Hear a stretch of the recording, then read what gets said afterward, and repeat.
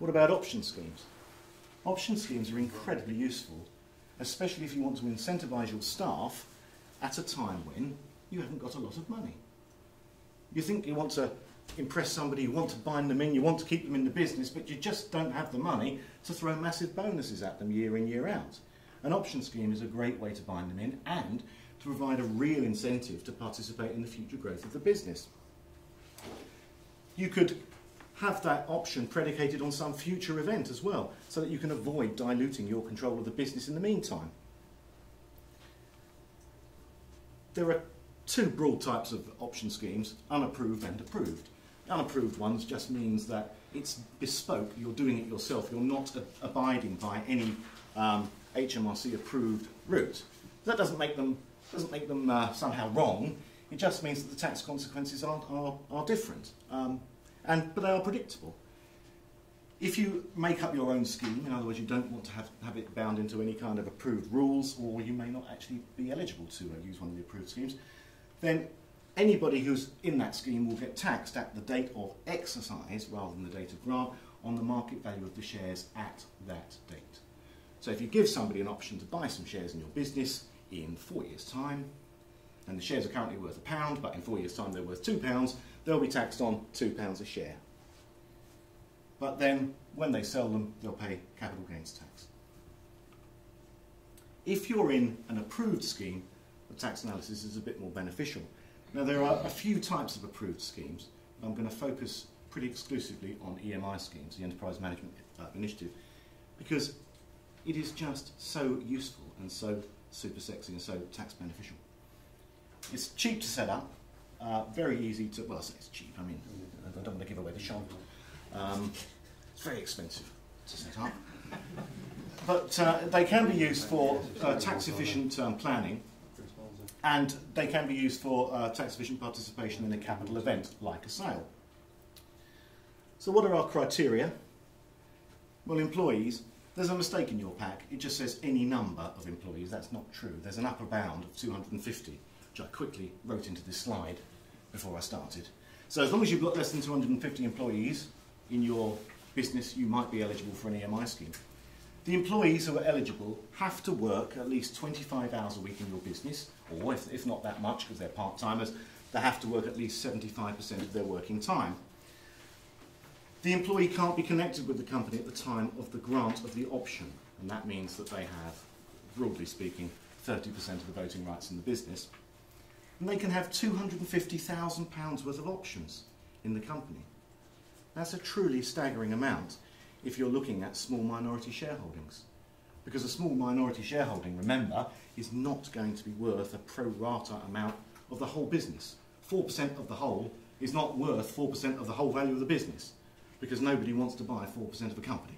So 4% would always be subject to a massive, massive discount. So £250,000 for a minority stake is going to give you an awful lot of value. I'll explain that in a moment with an example. Can't have a controlled company, so if it's a group, has to be in the holding company, and the company can't have gross assets of more than £30 million. For the OMB sector, that's normally room enough. There must be a commercial reason. It can't be for tax avoidance purposes, which is a bit silly really, because you're going into it to reduce tax. So why it can't have a tax avoidance motive is ridiculous, because you wouldn't be doing it if you wouldn't save tax.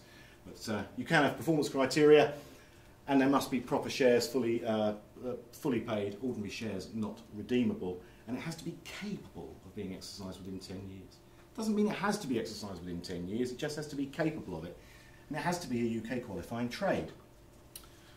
Oh dear, because there are loads of trades that of course don't qualify. Some of them, it's quite difficult to understand why they don't qualify, but they don't. So if your company deals in land or financial products, you can't have an EMI, nor can you if you're this is like a commodities dealer, if you're dealing in goods but not wholesale or retail. Financial services, leasing, accountancy, we can't have one. Legal services, Norton, Clarkson, Wright and Jakes. Property development, forget it. Farming or market gardening always seems to me to be a rather bizarre inclusion in the list of excluded trades. I don't know what farmers or market gardeners have ever done to upset the revenue, but they're not allowed an EMI either. Forestry, hotels, again, why should they be singled out? Who knows? And nursing homes, not allowed one either. But that does leave quite a lot. And EMI schemes are now better than ever. feel like a bit of a used car salesman now. Now, better than ever. EMI schemes, because you see, after business asset taper relief was abolished in 2008, the currency of EMI schemes went down a bit. It used to be the case that under the old business asset taper relief rules, if you'd held your shares for 2 years, you got a 10% rate. And the way that worked with EMI schemes is if it was at least 2 years from the date of grant, you got a 10% rate when you exercised, even if you only held the shares for 5 minutes. So if you had a share option which said, you get the shares if we sell the company, and a buyer comes along, you'd exercise your option, grab the shares, sell them to the purchaser, and you'd get a 10% rate as long as 2 years had passed since the option contract was written. And when Entrepreneurs Relief came along, you needed to have 5% of the business, but nobody ever has 5% under an option scheme, where it's very rare, and you also needed to hold the shares for 1 year. But if the option only triggered on the point of a sale, that was never going to happen because you were only ever going to hold those shares for a day.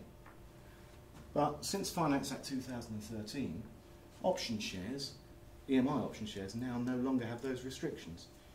All that you need is 1 year from the date of the grant of the option, and you don't need 5%. EMI option shares are specifically excluded from that rule. So any old number of shares under an EMI scheme will do. So why would you ever give shares under any other basis if you were going to give them in a qualifying trade? The 1 year period is now better than it was under business asset taper relief, which is why I said they're now better than ever. They are super sexy. In fact, they're so good that companies that have until recently been trading in very, very lurid tax schemes, like 1E is a good example, some of you may have heard of 1E tax, they're now sending out flyers about EMI schemes. So here's a quick example to show you. Supposing you've got a company today and it's worth £3 a share if you own the whole company, but let's say a 4% holding is only worth £1 a share. And you might have an option to buy 30,000 shares at £1 because that's their current market value. And after 2 years, let's say the options are exercised when a buyer's on the scene and 100% of the company is now worth £5 a share. So the company is going to be sold at £5 a share. What does that look like? Well, here's what's happened. The whole bar is the value of the share, £3, now £5. The value of your bit, the option holder, was £1 for a 4% holding. A 4% holding is now worth £2, but he's going to sell them at £5. And this whole growth in value is going to be subject to capital gains tax. And we can compare what would have happened had that been done under an unapproved option as opposed to an approved EMI option.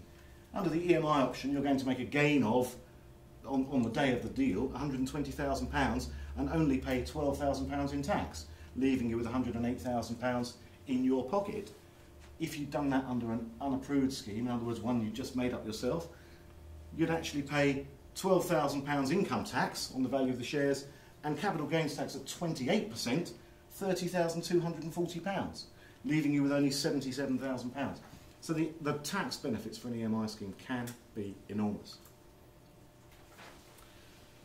The actual 250,000 limit, as I said earlier, is very, very generous. Comparatively recently, it was only £100,000.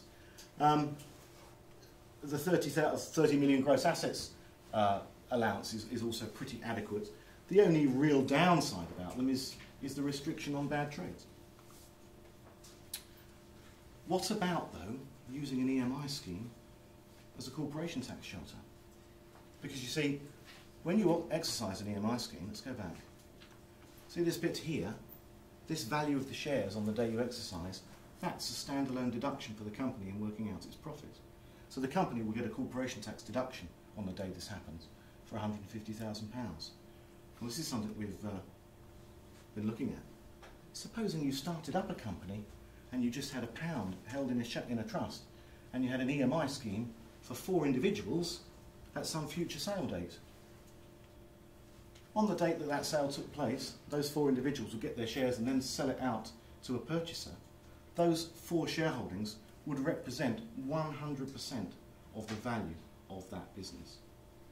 In other words, the whole lot will get a tax deduction in that company. Because that's part of the group that the purchaser is purchasing, that effectively gives the purchaser a 100% tax relief on the amount he's paying for the target. And that would be an amazing bargaining chip in the negotiations for the sale price. Now, I don't want you all to rush off and think, crikey, we can all get an EMI scheme and pay no tax when we sell our business and therefore negotiate down, because the circumstances here are pretty rare. This has to be set up when you start your business. But if you're thinking of starting a business and you're thinking that EMI options are something you're interested in, then this is certainly something worth considering.